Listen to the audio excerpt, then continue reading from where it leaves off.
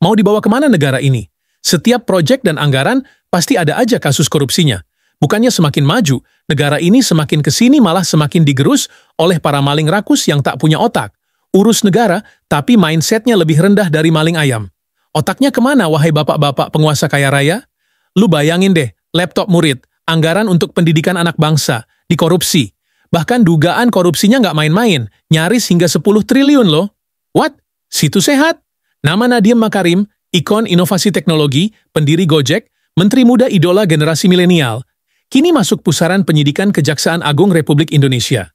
Tidak lagi berbicara tentang merdeka belajar atau digitalisasi sekolah, melainkan soal efektivitas pengadaan dan jejak kejanggalan dalam proyek laptop Chromebook yang seharusnya menjadi penyelamat dunia pendidikan saat pandemi.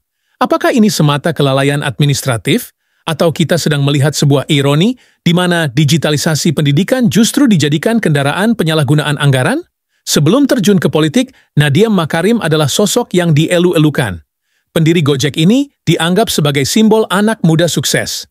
Dengan latar belakang pendidikan elit, Harvard Business School, dan pengalaman kerja di McKinsey, ia kembali ke Indonesia dan menciptakan salah satu startup terbesar di Asia Tenggara. Pada Oktober 2019, Presiden Joko Widodo mengambil keputusan tak terduga, menunjuk Nadiem sebagai Menteri Pendidikan dan Kebudayaan. Bagi banyak orang, ini adalah gebrakan. Pendidikan akan dipimpin oleh seseorang dari luar sistem yang dianggap punya cara pandang segar dan berbasis data. Nadiem memperkenalkan program Merdeka Belajar, reformasi kurikulum, hingga digitalisasi sekolah. Banyak yang mendukung, namun tidak sedikit pula yang menilai program-programnya terlalu berfokus pada pendekatan teknologi, kurang menyentuh realitas di lapangan. Tapi publik, terutama kalangan urban muda, tetap memberikan kepercayaan. Namun, masa tenangnya tidak bertahan lama. Pandemi COVID-19 yang melanda di awal 2020 memaksa sistem pendidikan Indonesia beradaptasi drastis. Sekolah ditutup, pembelajaran dilakukan secara daring. Disinilah proyek pengadaan Chromebook mulai masuk radar. Kemendikbudristek memutuskan untuk mengadakan jutaan unit laptop berbasis sistem operasi Chromebook untuk mendukung pembelajaran jarak jauh. Di atas kertas, kebijakan ini terlihat ideal.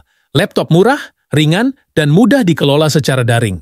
Namun, masalah muncul dari fakta bahwa pada tahun 2019, Kemendikbudristek sudah pernah melakukan uji coba terhadap 1.000 unit Chromebook dan hasilnya dinilai tidak efektif, baik dari sisi spesifikasi teknis maupun kesesuaian dengan kebutuhan sekolah di daerah. Laporan evaluasi tersebut menyebutkan bahwa Chromebook tidak kompatibel dengan banyak kebutuhan software lokal dan sering terkendala koneksi. Tapi anehnya, pengadaan tetap berjalan, bahkan dengan skala besar. Pada Mei 2020, di tengah pandemi, rapat teknis pengadaan tetap digelar. Kajian teknis yang sempat menyarankan peninjauan ulang diabaikan, dan dari sinilah aroma masalah muncul. Kejaksaan Agung mencium indikasi bahwa pengadaan Chromebook dilakukan dengan perencanaan yang cacat dan potensi markup harga yang luar biasa. Estimasi kerugian negara mencapai hampir 10 triliun rupiah. Angka yang mengejutkan publik. 3,5 triliun rupiah berasal dari satuan pendidikan dan 6,3 triliun rupiah lainnya dari dana alokasi khusus, DIK. Dana ini seharusnya digunakan untuk membantu sekolah-sekolah yang benar-benar membutuhkan infrastruktur dasar. Kejanggalan juga terlihat dari vendor-vendor penyedia perangkat, di mana beberapa perusahaan yang terlibat tidak memiliki rekam jejak kuat dalam pengadaan skala besar. Bahkan ada indikasi keterlibatan konsultan dan staf khusus yang diduga memberikan arahan langsung kepada vendor.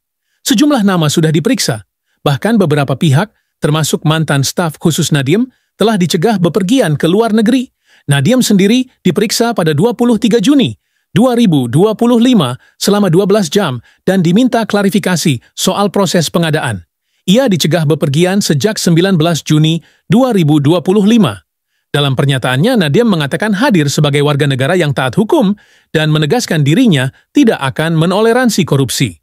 Namun publik tetap bertanya, bagaimana mungkin sebuah pengadaan nasional sebesar ini berjalan tanpa pengawasan ketat dari pimpinan kementerian? Kasus ini bukan sekadar soal satu proyek, melainkan memperlihatkan pola pengadaan di birokrasi yang lemah dalam pengawasan dan transparansi. Banyak pihak menyoroti bahwa semangat efisiensi ala startup yang dibawa Nadiem ke kementerian tidak disertai dengan kehati-hatian dalam tata kelola anggaran publik. Kritik datang dari akademisi, pengamat kebijakan publik, hingga masyarakat sipil. Mereka menilai bahwa digitalisasi dalam pendidikan tidak bisa disamakan dengan scale-up teknologi di sektor swasta. Uang negara bukan modal ventura, dan ketika teknologi dijadikan dalih untuk belanja besar-besaran tanpa dasar kebutuhan yang kuat, disitulah potensi penyelewengan muncul. Beberapa bahkan menyebut ini sebagai Silicon Valley Trap, di mana jargon inovasi dipakai untuk menyelubungi kebijakan yang tidak memiliki perencanaan matang. Kasus ini masih dalam tahap penyidikan, tapi publik tidak bisa hanya menunggu hasil akhir. Kita harus mengawasi siapa saja yang benar-benar bertanggung jawab. Apakah proyek ini dijalankan atas perintah langsung atau karena kelalaian sistemik? Bagaimana proses audit dilakukan terhadap pengadaan ini? Dan bagaimana pemerintah akan memastikan kasus serupa tidak terulang lagi? Jika dugaan ini terbukti, maka akan jadi salah satu bentuk ironi terbesar dalam sejarah pendidikan kita. Digitalisasi yang seharusnya memerdekakan justru menjadi alat korupsi yang membebani generasi masa depan. Kasus Chromebook bukan sekadar cerita soal laptop atau pejabat. Ini tentang integritas dalam mengelola masa depan bangsa. Pendidikan adalah jantung pembangunan. Ketika anggaran pendidikan disalahgunakan, yang dirampas bukan hanya uang, tapi juga masa depan anak-anak Indonesia. Dan bagi seorang tokoh seperti Nadiem Makarim, yang pernah menjadi simbol generasi muda, anti korupsi dan efisiensi, kasus ini, apapun hasil akhirnya, akan menjadi babak penting dalam penilaian publik terhadap dirinya. Kita belum bisa menyimpulkan, tapi kita berhak bertanya, dan kita wajib mengawal.